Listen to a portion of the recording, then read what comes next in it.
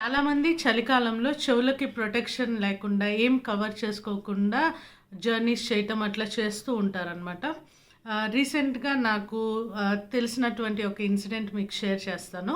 ఏం జరిగిందంటే, నాకు తెలిసిన వాళ్ళు ఒకళ్ళు బాగా సిక్ అయ్యారనమాట. ఏం జరిగింది అంటే, వాళ్ళకి ఫేస్ మొత్తం ఒక సైడ్ అంతా ఆహ్, పెరాలిసిస్ లాగా వచ్చేసిందనమాట. అసలు సెన్సేషన్ ఏమీ లేకుండా నంబ్ అయిపోయిందనమాట. అయితే ఏంటిది అంటే, అది అలా రావటానికి డాక్టర్ అంటే వాళ్ళ కన్సల్టెంట్ డాక్టర్ ఏం చెప్పారు అంటే, చాలా రకాల కారణాలున్నాయని చెప్పారు.